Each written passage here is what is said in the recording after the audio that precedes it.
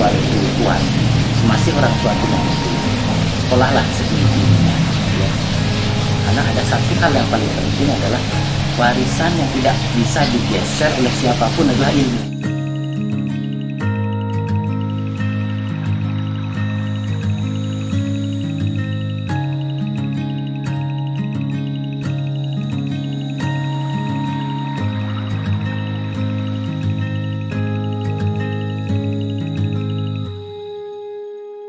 Ya, jadi memang kegiatan utama kan di medis ya.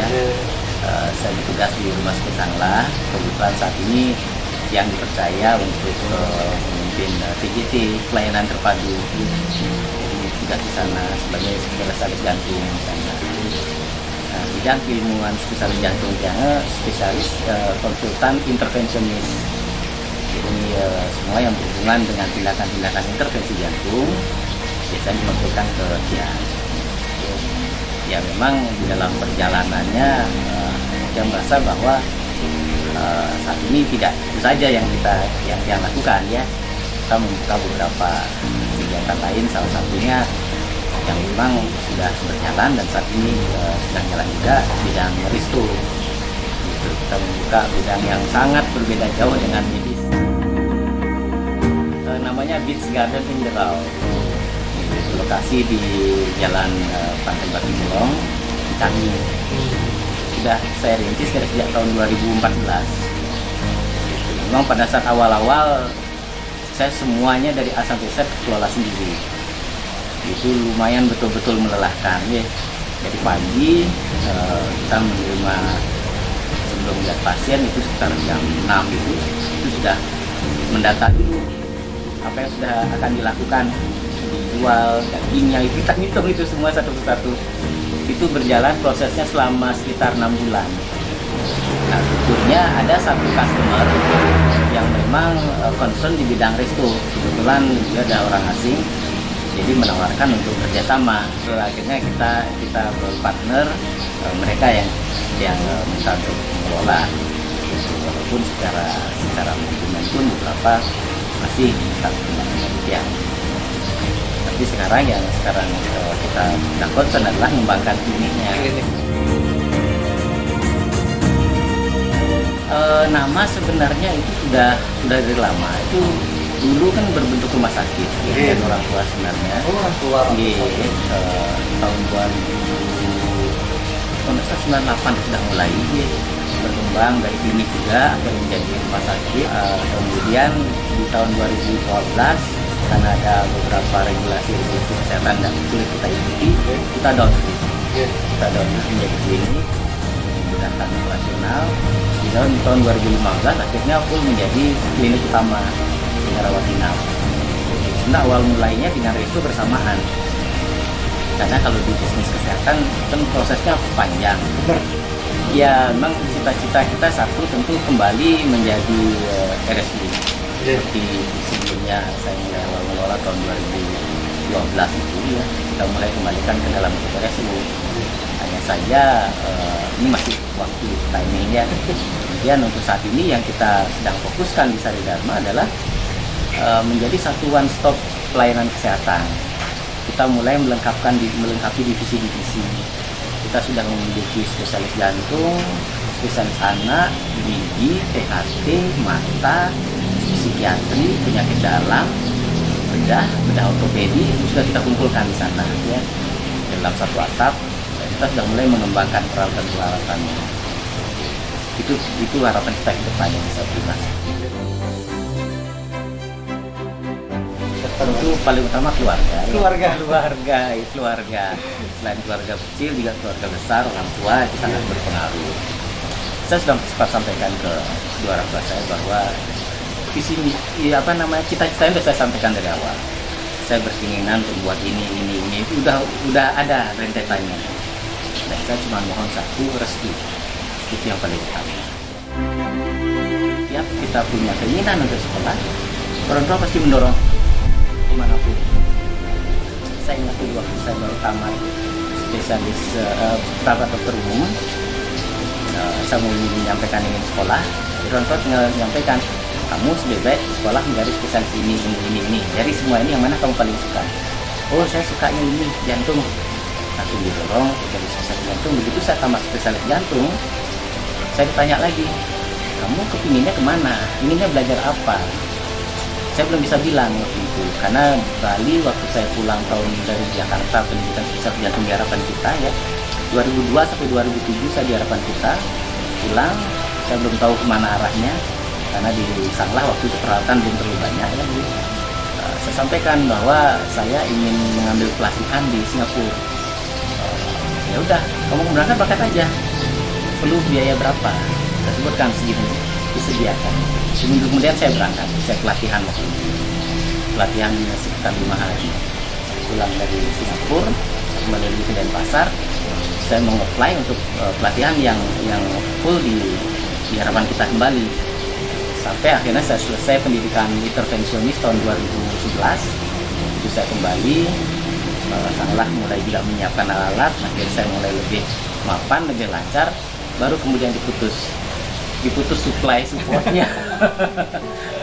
Jadi walaupun kita sudah tamat dokter, ya kadang-kadang saya merasa bahwa kalau saya pendidikan mungkin tidak malu ya minta uang ya, tapi begitu tamat itu kok gimana gitu loh, minta sangu itu gimana gitu ya. Ibu saya itu pejuang ya, jadi artinya beliau itu sangat giat, sangat pintar. Kebetulan ayah saya adalah dokter spesialis juga, ahli penyakit dalam. Yang paling berkesan waktu ayah saya pendidikan mencari spesialis penyakit dalam di Surabaya, itu selama 2,5 tahun 3 tahun di Surabaya ya. Itu ibu saya mengambil banyak kursus kecantikan, kursus membuat kue, kursus menjahit ya. Dan tidak hanya terputus di sana, berjualan kue dari hasil kursusnya, menjahit baju dari hasil kursusnya, kemudian merias, kemudian membuat, mungkin sekarang sudah ramai, membuat kulit lipat itu loh ya. Jadi kalau mulai musim lebaran itu bisa dijual. Jadi sebegitu gigihnya.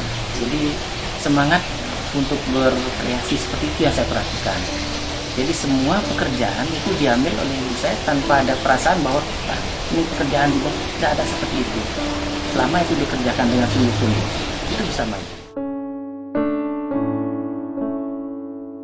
Ya dulu waktu di Surabaya itu yang paling berkesan ya, saya di Surabaya waktu itu TK kelas 0 kecil.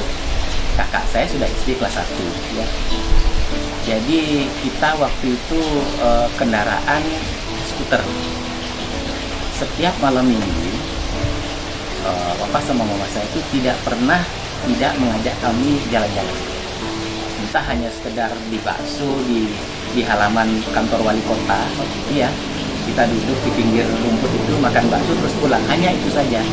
Saya duduk di belakang di pangku sama ibu saya, kakak saya di depan berdiri di dudukan skuter itu. Itu selalu setiap minggu, seminggu sekali. Kemudian hari Minggu kita menghabiskan waktu di rumah. Jadi waktu itu TV yang ada kan hitam putih. Kita nonton TV sama-sama ya. Kemudian sampai sekarang masih, makanya lidah saya itu masih senang makan rujak cingur. Itu Sabtu dengan Minggu hampir selalu kegiatan kita di rumah situ. Kita berempat selalu. Itu sampai sekarang tidak pernah terlupakan. Sebenarnya dokter bukanlah seseorang yang selalu kesehatannya terjamin ya. Begitu kita merasa terpuruk karena satu penyakit, itu kita akan merasa loss semuanya ya. Ada tak? Pernah saya waktu itu tahun 2008-2009 ya, saya begitu gencarnya kerja ya, karena prinsip saya cuma satu pada saat itu, sebagai dokter spesialis jantung yang baru selesai. Boleh saya pengalaman kurang karena baru tamat, boleh saya disebut mungkin dari segi skill kurang karena baru tamat, tetapi saya selalu siap kalau dibutuhkan. Saya selalu ada pada saat dibutuhkan. Itu poin yang saya inginkan. Konsekuensinya tentu jam berapapun saya ada di rumah sakit. Saya sudah ada sebelum jam kerja dan saya pulang setelah jam kerja menyelesaikan semua. Sampai malam, sampai saya pernah bilang, halo, regulasi dan kesehatannya kamu tahu, kamu kerja kayak gini, kamu nggak dikasih nah polis kesehatan kamu seperti itu. Ini bukan seorang yang bekerja normal ini. 2-3 jam sehari tidur bukan seorang pekerja yang normal. Ya, drop lah kondisi kesehatan saya. Waktu itu saya kena gangguan di mata, keratitis ya. Ya seperti istri saya waktu itu saya tanya, sampai sekarang dia selalu nanya saya, ya kamu tuh kalau udah bekerja kayak begini nanti kayak dulu lagi, begitu mata nggak bisa, yang ditanya polisi insuran untuk anak-anak semuanya. Itu yang saya pikir pertama, gimana anak-anak masih sekolah ini, gimana mereka asuransi sekolahnya gimana, itu yang saya pikir pertama. Karena saya selama sekali tidak melihat bahwa orang tua saya kemampuannya, saya tidak melihat, saya melihat kemampuan saya, anak-anak itu tanggung jawab saya. Begitu saya tidak mampu bekerja, tentu mereka menjadi beban saya sebetulnya. Ya, itulah yang saya ingat pertama kali, kita drop. Nah, setelah mata saya membaik, mulai saya berpikir medis seharusnya bukan satu-satunya bidang untuk berkembang pencarian saya. Jangan sebagai orang medis saya tidak selalu harus melayani pasien untuk mencari uang ya, kasarnya seperti itu. Mulailah berpikir untuk berkembang ke tempat yang lain. Waktu itu kita sempat memulai belajar franchise. Setelah mata saya membaik, kita kumpulkan dana, saya belajar franchise, dikelola oleh istri. Jalan sekitar 6 bulan, saya hampir mengalami kerugian hampir sekitar 500 juta waktu itu. Tapi itu ilmunya yang saya cari, pembelajarannya. Setelah itu kita mulai lebih hati-hati untuk berinvestasi itu. Mulailah berkembang ke yang lain sampai akhirnya kita membuka resto. Kita membuka juga usaha yang lain seperti properti, kita kembangkan di sana juga. Saya mengalami keterpurukan lagi di tahun 2014, 2015-an begitu. Saya fraktur, jatuh dari sepeda motor, jadi patah, hampir sekitar 6 bulan, tangan kiri lumpuh. Seorang dokter intervensionis yang melakukan tindakan operasi itu tidak bisa, tangan kita tidak bekerja, tidak bisa bergerak. Tapi anehnya rasa terpuruk pada saat itu dibandingkan dengan waktu saya ada gangguan di mata itu berbeda, lebih ringan rasanya. Pada saat saya fraktur ini saya masih lebih lega rasanya. Karena apa? Karena ada bidang lain yang membackup. Walaupun tidak praktek, tapi saya merasa bahwa ini masih bisa membackup semuanya. Tidak usah khawatir, saya fokuskan saja, bukannya kita tapi sudah pasien nomor kesekian daripada kesehatan dokter. Jadi saya ditelepon oleh beberapa rumah sakit waktu itu yang saya pegang, dok bagaimana pasiennya, serahkan ke dokter lain. Kalau pasiennya mau menunggu, silakan tunggu saya tidak tahu kapan saya sembuh. Yang jelas saya akan mengobati diri dulu. Setiap hari selama 6 bulan, kecuali hari Minggu, saya datang ke rumah sakit untuk visi tahap. Di salah satu rumah sakit swasta waktu itu, saya sampai punya kunci ruangan rehab mediknya.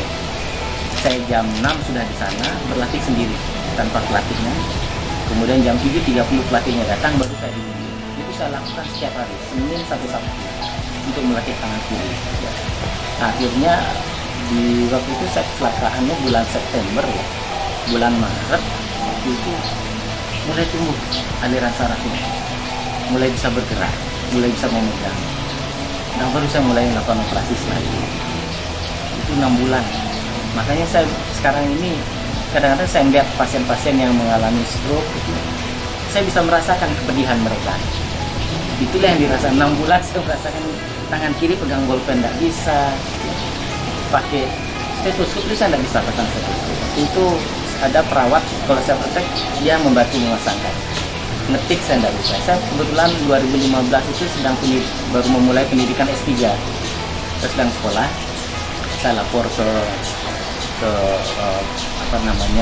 pasca sarjana di Udayana bahwa saya praktek, saya minta cuti. Saya diizinkan cuti selama 1 tahun waktu itu, 6 bulan, 1 tahun karena fraktur ini. Jadi saya fokus, pokoknya di otak itu dikosongkan, tidak ngurus pelayanan pasien, hanya satu penyembuhan tangan. Itu yang saya cari.